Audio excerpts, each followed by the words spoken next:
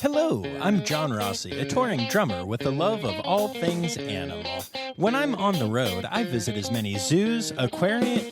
Hey, wait a minute. What's going on?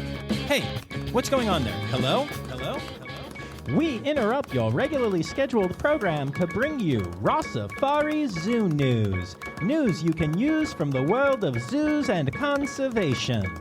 Every week, we bring you breaking news and analysis from around the globe, featuring the animals you love and the people who care for them. And here's your anchorman, John Rossi. Hi, hello, greetings. Yeah, for those of you who listen to the holiday special, you know why that was amusing. But yes, this is Rossifari Zoo News, your look at everything going on in the world of zoos, aquariums, and conservation, as well as general animal weirdness. A quick friendly reminder to any potential new listeners, this is a crowd-sourced Zoo News episode, so if you see anything that you think might be Zoo News worthy, you can tag me in it at Rossifari on socials, at Rossifari Pod on the TikTok machine, or email it to me, rossifaripod@gmail.com.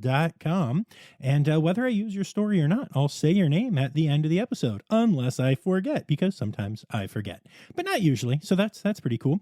And speaking of the holiday special, y'all, wow. Okay, so when I went into the holiday special and came up with this idea, I thought it would be pretty great and a lot of fun. And I kind of had this thought that I was going to have so much fun making it and connecting with a bunch of friends again and everything that, hopefully everyone would like it. But if not, shrug, at least I did. Well, it turns out that all of my promotion and my excitement seems to have paid off, because the holiday special definitely broke my single day download record by a good bit. That was the most downloads I have ever seen on a single day. And beyond that, I've heard from so many of you. I can honestly say that I have heard from more people about the holiday special than I have about any other 2 episodes combined. And that's really incredible to me. It was so amazing to hear from so many of you. And the fact that 100% of the people who reached out were positive and excited and loved it really meant a lot to me. One of my favorite things that I heard from a couple different people was about families sitting around together and listening to it together, which is how people used to take in those actual old-timey holiday specials back when they weren't old-timey, because they were happening in what we now think of as old-timey times. But anyway, I absolutely loved the response. I think my other favorite thing about all of it was the fact that so many people told me what their favorite part was. And so many of them were different things. Some of y'all loved the songs. Some of y'all loved the sketches. Well, let's just say my fake ad got a lot of props, but it was cool hearing what everyone thought. And because of how successful this was, it is my goal to do the same thing again next year. Only now that I know that I'm going to be doing it, I'll actually have time to prepare for it. So my intention is to make it even bigger, even crazier, and don't worry.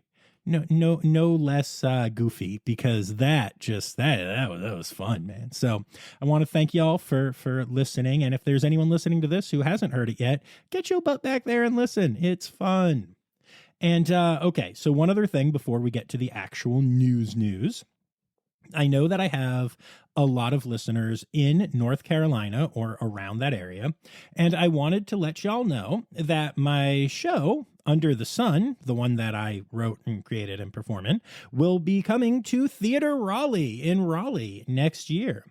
Now, due to just kind of marketing the show, we're now doing the show under the name Sun Records Live, because Under the Sun, a lot of people didn't get that it was about Sun Records. But yeah, so you can find tickets to the shows now at theaterraleigh.com, and that's theater with an R-E at the end. I fully expect to see many of my Greensboro Science Center and North Carolina Zoo friends there.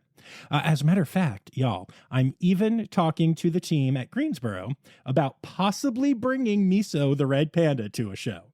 And by I'm even talking to the team at Greensboro about possibly bringing Miso the red panda to a show, I mean, I mentioned it to Becca, who told me to shut up, and then I mentioned it to Kelly, Miso's keeper, who rolled her eyes. But hey, arguably it could happen. Nah, but I'm really excited to be bringing my show to Raleigh, and I'm hoping to connect with a lot of my animal people and my music people, and let me know if you're able to make it. I'm hoping to see some people there. So yeah. All right, enough about me.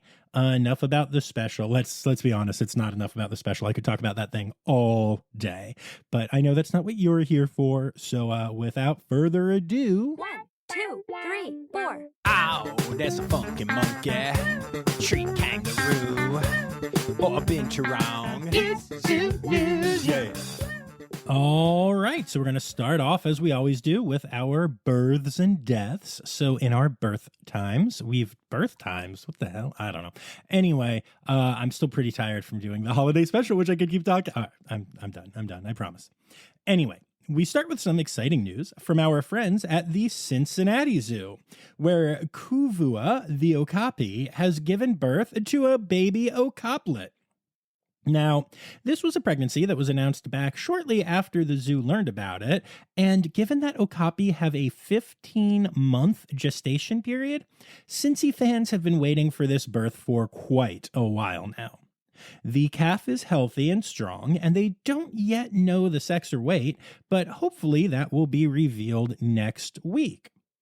Also, I just want to point out that I didn't see a plug anywhere in the pictures of this little baby, so I can only assume that they made a version with wireless charging this time around. Maybe that's why it took 15 months. Ain't technology grand? But hey, all jokes aside, congrats to the team at the Cincinnati Zoo. The Kansas City Zoo has announced the hatching of a gentoo penguin chick, gentoo peglet, named Yoshi.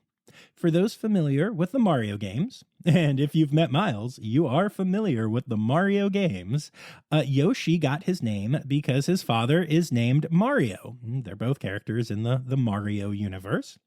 His mother is named Akbar, which I also love, as it's also a name from the Nerdverse. In this case, it's from Star Wars, thus basically cementing this as the nerdiest gentoo penguin chick around. In case you don't know, Admiral Akbar is the guy that goes, "It's a trap." I just really wanted to do that. Anyway, moving on. For the first time in 7 years, a baby elephant, or ellalit, that's how you would have to say it, because Ella is the first syllable, I think. So ellalit. I was going to say ellalit, but I think it's ellalit. Anyway, taxonomy's hard, y'all. Okay. So for the first time in 7 years, a baby elephant has been born at Disney's Animal Kingdom. The baby is named Cora and is currently behind the scenes, or backstage, as they call it at Animal Kingdom, because Disney. And Cora is currently bonding with Mom. Now, Cora's mom is Nadira, who was also born at Animal Kingdom, making this the first second-generation calf at the facility. Congrats to the entire team at Disney. Thanks, John. Just maybe don't make fun of us for calling it backstage. We don't take too kindly to criticism. The heck was that? Okay. The Chester Zoo has announced the birth of 2 Mitchell's lorikeets. This is a species of parrot that is incredibly rare in the wild. Only 7 have been spotted in the wild since 2020. So at this point, every single birth in human care and in the wild is an event to be celebrated. And of course, we now have to go to the flip side of the births and all that fun, and then talk about a couple of deaths. And we are starting off this segment this week with a hard one. Sequoia Park Zoo has announced that Cinny, one of the two red pandas to call the zoo home, has passed away. And making this even harder, this was an unexpected loss, with care staff finding Cinny gone when they did their morning checks. Whenever I read a story where that happens, I just feel so bad for the keepers, like worse than I normally do when they lose an animal. The idea of just walking in and finding something you love gone is terrifying, honestly. An initial necropsy showed that Cinna had an aggressive pancreatic cancer that had spread to other areas of her body. She had shown no signs of pain or discomfort and had been eating well until she passed.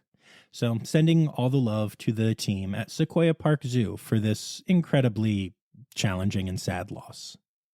The Naples Zoo has announced the passing of Katrina, an 18-year-old Grant's zebra. She had lived at the zoo since 2006.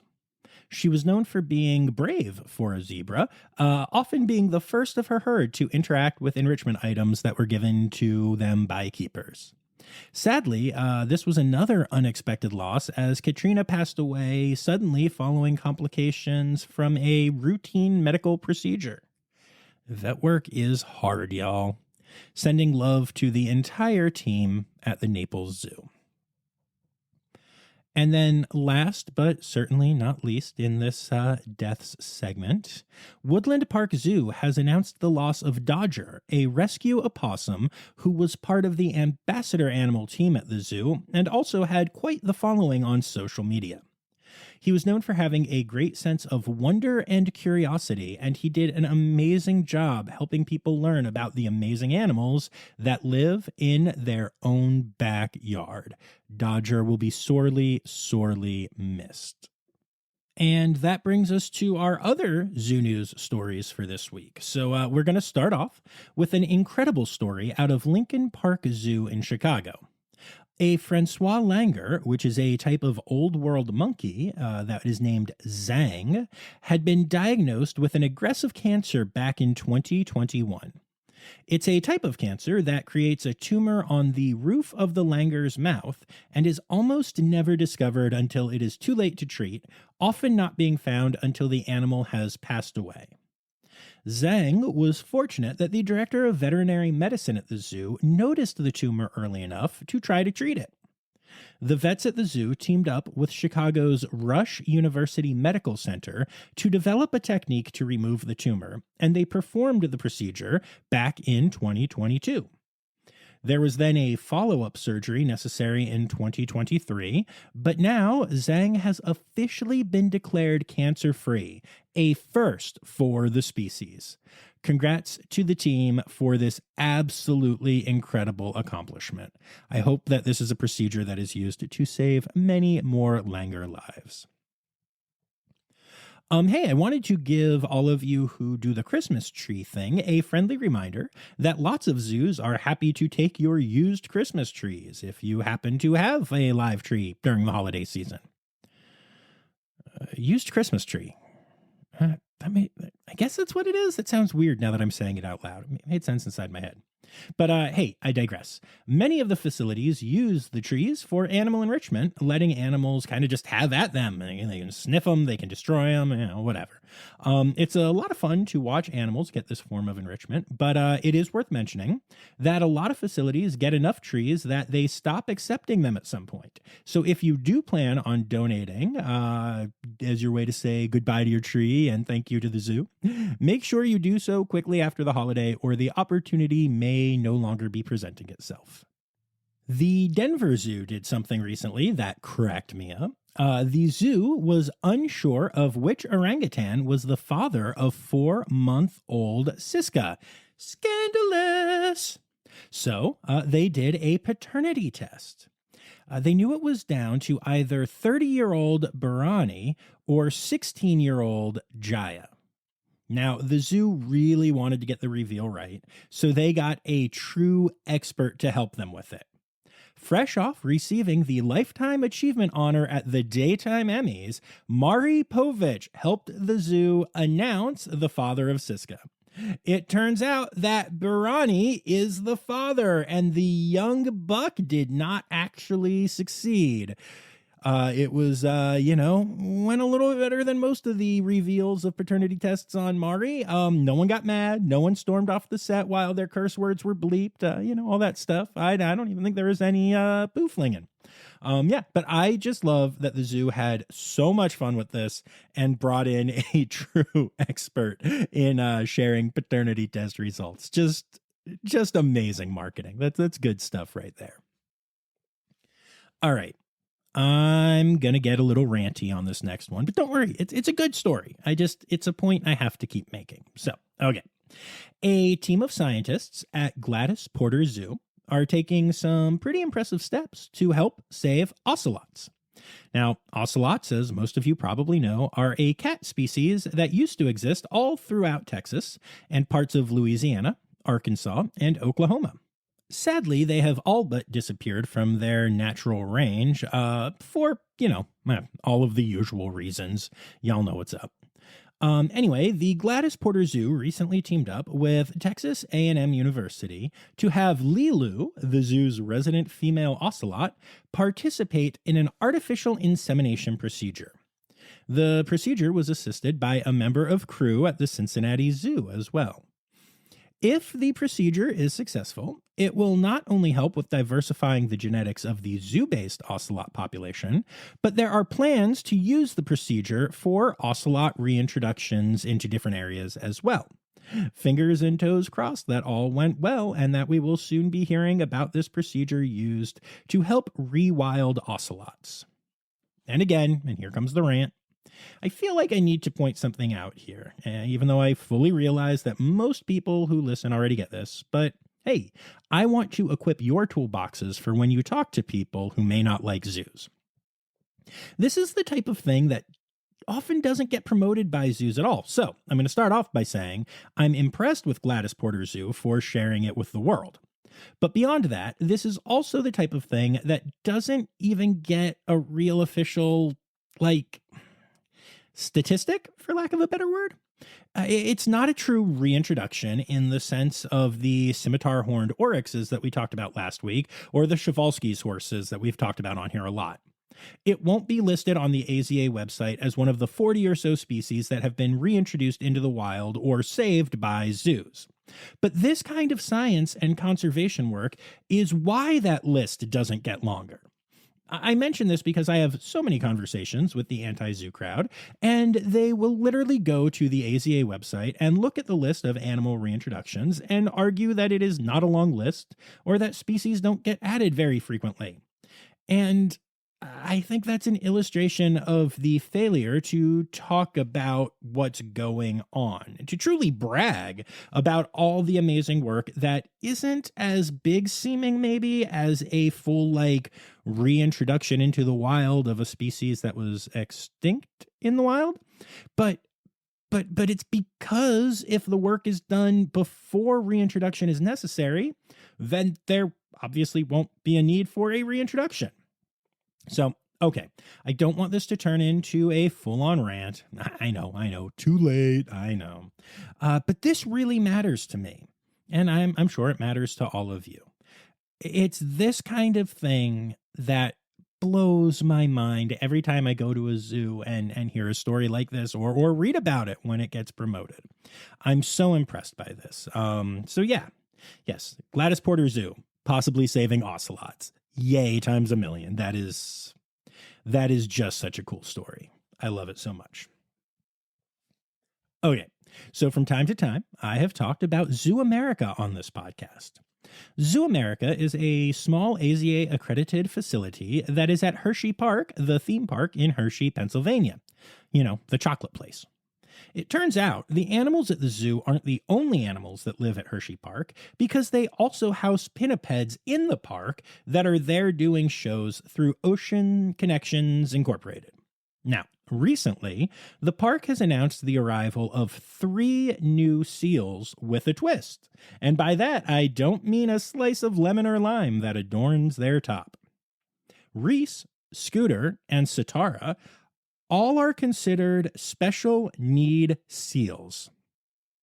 special needles? But anyway, Sitara has successfully battled through diagnoses of West Nile in both 2020 and 2022, a disease that is usually fatal for seals. Scooter has cataracts and is visually impaired because of it. And Reese was born with an esophagus that is a quarter of the size it should be, leading her care team to need to work diligently to make sure she is comfortable when she eats.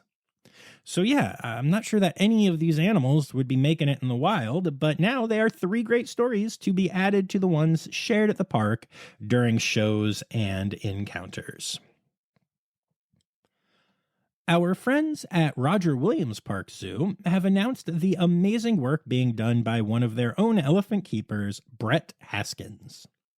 Brett recently traveled to Nepal, where he spent 2 weeks providing foot care to almost 100 Asian elephants. He worked at the National Trust for Nature Conservancy's Elephant Health Camp, not just doing the work on the elephants, but educating elephant handlers and owners on best practices for maintaining healthy elephant feet, showing them by doing, and improving the welfare of all the animals he got to work with in the process.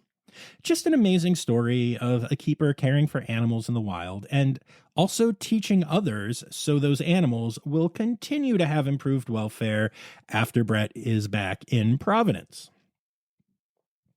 And speaking of New England, Maritime Aquarium in Connecticut has been teaming up with Williams College and Project Oceanology to remove derelict and abandoned lobster traps from Long Island Sound, which is a really cool project in and of itself. However, the project became even more interesting recently when the team discovered a European nudibranch on one of the lobster traps. Now, despite the whole European part of the name, this type of nudibranch has been found in the Americas a few times, but it's an incredibly rare occurrence. Furthermore, it has never been found anywhere near as south as Long Island Sound before now. Of course, the discovery creates more questions than it does answers at this time. How did it get into the waters there? Is it a unique example of a single animal surviving traveling across the ocean? Or are there more of these in the sound that we don't know about? What effect will it have on the sponge populations of Long Island Sound, since this type of nudibranch feeds exclusively on sponges? Now, this is an especially important question, as sponges consume bacteria and host large populations of small crustaceans and worms that are important in fish diets. The team is currently searching for answers, but this story just goes to show that the conservation work done by incredible facilities like Maritime Aquarium go beyond just the conservation work they know is being done, as it also often helps scientists to better understand the diversity of the ecosystems they are actively helping to save. All right, so one thing I have to be careful about when it comes to doing zoo news is that things pop up as new on the internet when they are in fact very much not that. So I will have a listener send in an article dated December 2023, only to realize that it's a new publication basically repurposing an older story from another publication.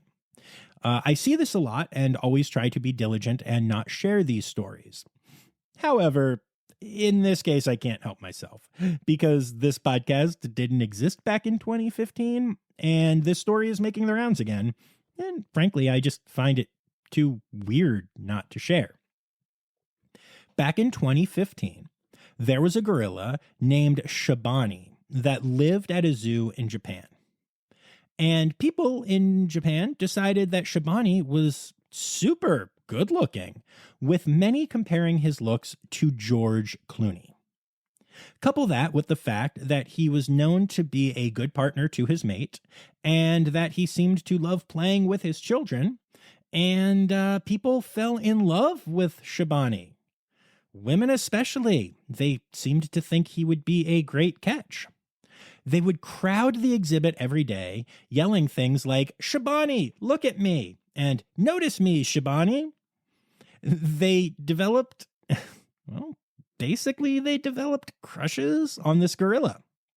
It got so bad that the zoo had to post signs telling people not to scream and even police the area more because of it. The zoo did see a huge spike in attendance, all because of their hot gorilla dad. I don't know. So the fact that this information is making its way around the internet again is kind of weird, but also totally provides me an excuse to share this weird story with y'all. You're welcome. And now I'm going to end this segment with something that should be obvious, but I want to address it anyway, just in case any of you happen to see it.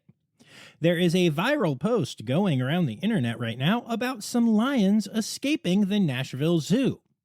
It is very, very fake. Like, super fake. The picture is of lions in the wild in Africa and is a very well-known picture. But going beyond that, the Nashville Zoo doesn't have lions. Because they escaped and we got this picture. No, I kid. The truth is, the Nashville Zoo doesn't have lions, and if they did, they wouldn't have escaped. Who knows if this was just a dumb internet prank or some activist trying to make people think the Nashville Zoo isn't handling animals correctly, but the fact that this is getting spread around with zero fact-checking is both really disappointing and just incredibly unsurprising. After all, it's the Nashville Zoo, not Bob's Unaccredited Animal Park. Stereotypical animal podcast theme song. Here to bring you to conservation news. Over 100 elephants have died in the past few weeks in Zimbabwe's largest national park as a drought rips through the area caused by climate change and the El Niño weather phenomenon. Weather forecasts are not offering much hope for the remaining elephants in the park, as the region is expected to not get much rain in the near future while facing rising temperatures.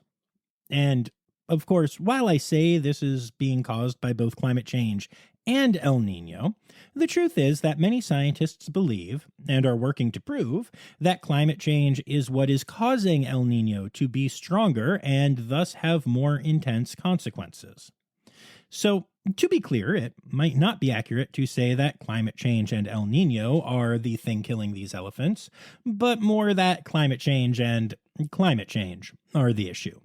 Shocking, I know.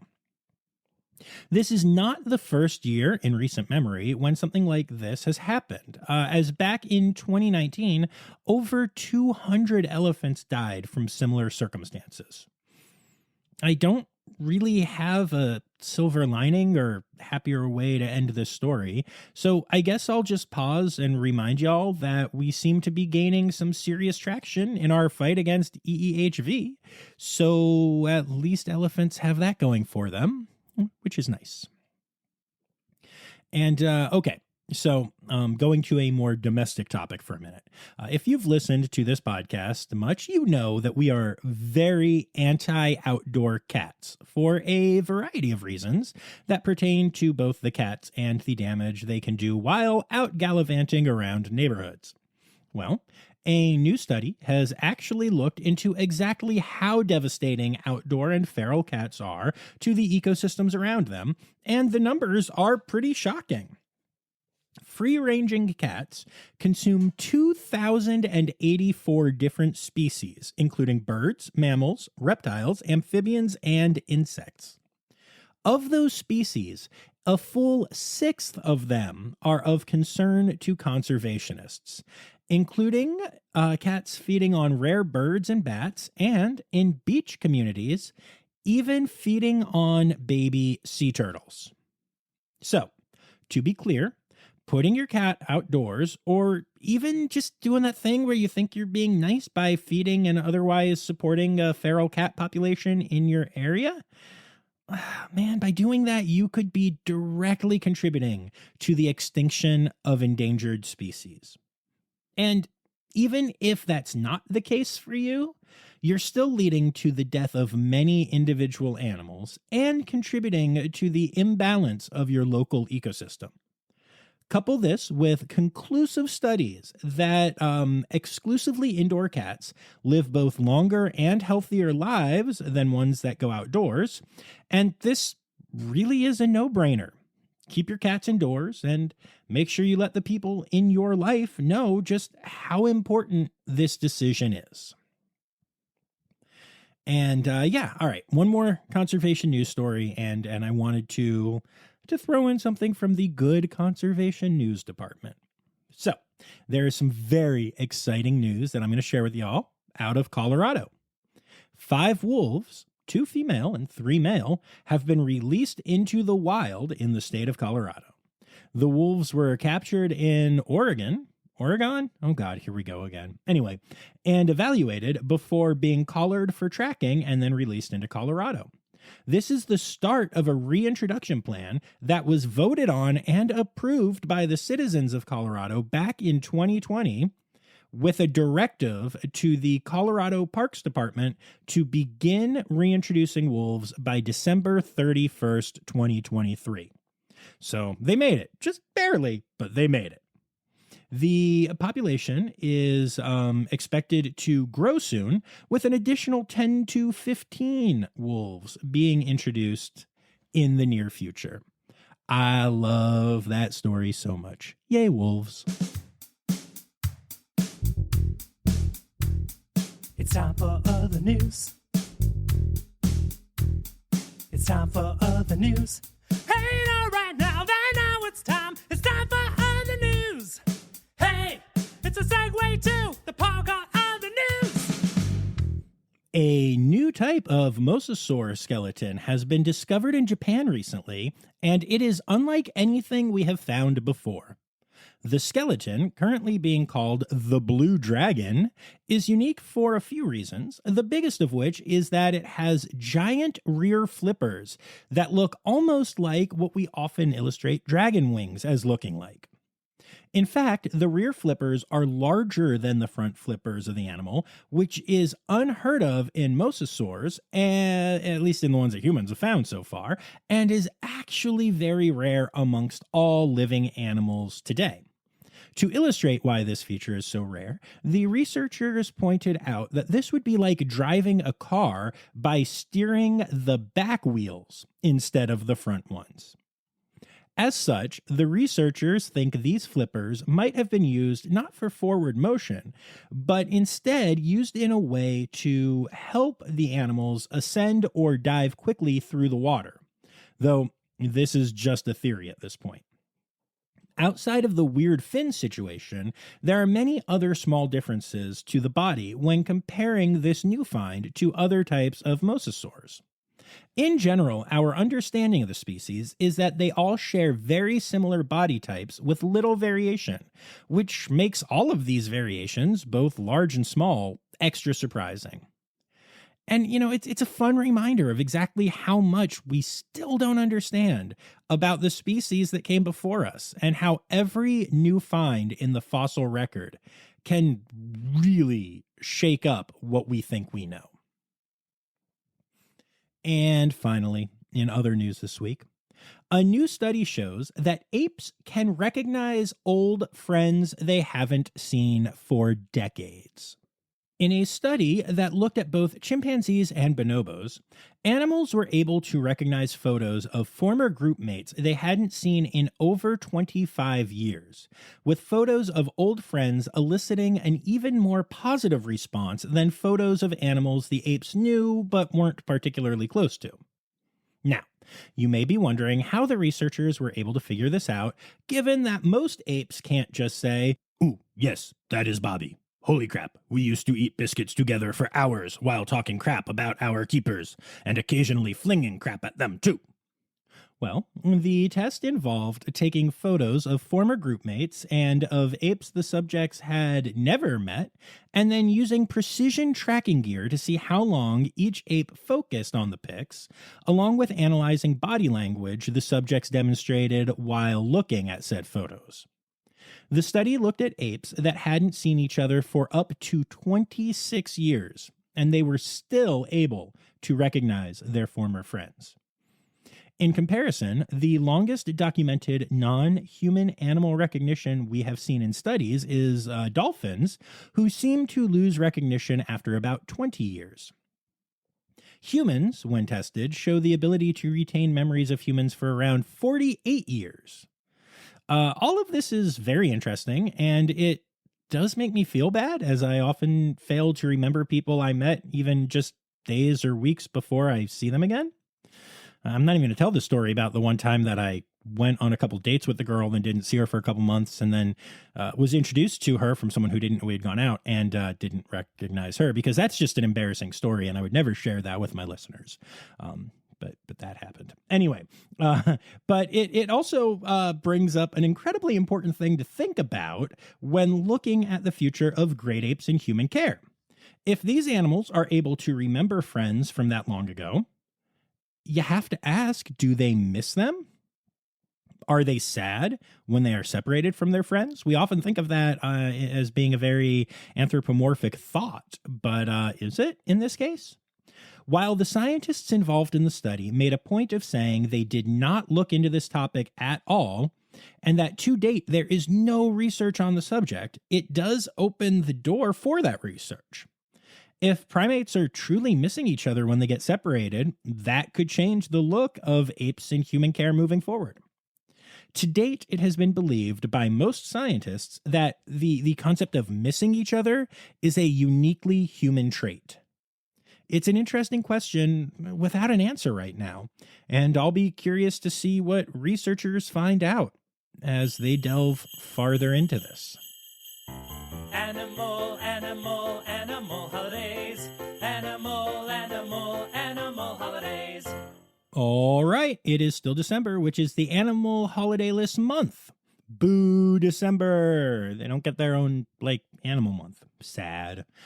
As for the individual days this week, again, very few animal holidays, as I guess people don't want to compete with all the human holidays going on right now. But we got two, kind of. Wednesday, December 27th, is Visit the Zoo Day, which is obviously a great day. I highly recommend that you go visit, the zoo. And Thursday, the 28th, is the U.S. Endangered Species Act anniversary, which isn't like a real holiday, but hey, it's on the Peppermint Narwhal calendar, so I'm putting it there. Which, don't forget, if you're listening to this the day it comes out, this is your last possible day to enter into a contest where you could possibly win the 2024 version of the Peppermint Narwhal Animal Holidays calendar, some unique Rossifari stuffed animals, or even the Ellie Artisan Studio Penguins of the World sweatshirt. So very exciting. So go and enter. There are free ways to enter. There are paid ways to enter. Go enter. Or don't. It's fine. Whatever. I get it. There's a lot going on this time of year. You do you, boo.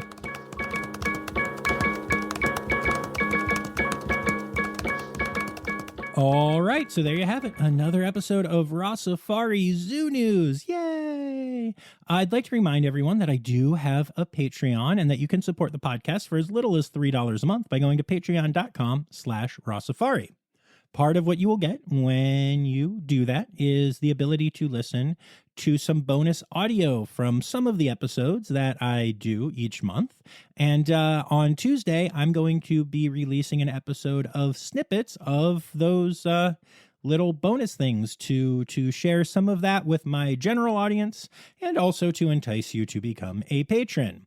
There are many levels that you can join at, and if you become a Red Panda level patron, which is the highest level, then I'll say your name at the end of each episode like this. I'd like to say an especially big thank you to all of my Red Panda level patrons, Dr. Laura Shank, Dr. Stephen Williamson, and Barbara Bennett. Thank you so much. See, like that. Anyway, I'd also like to thank everyone who sent me something for Zoo News this week.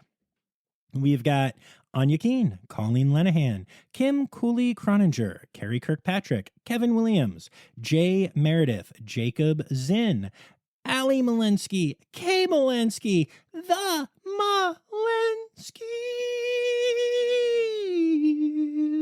Now I sung that one high because the next one is Karen Musk low.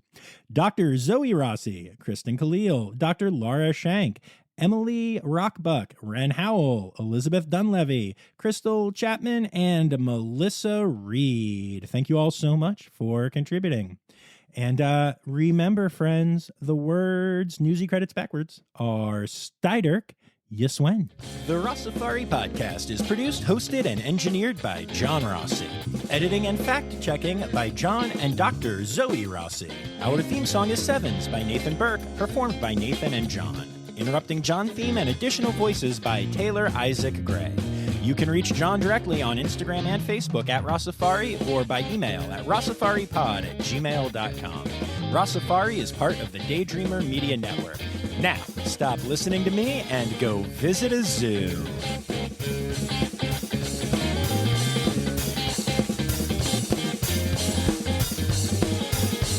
Ali Malensky, Kay Malensky, I don't know what just happened. Dang it. That was close.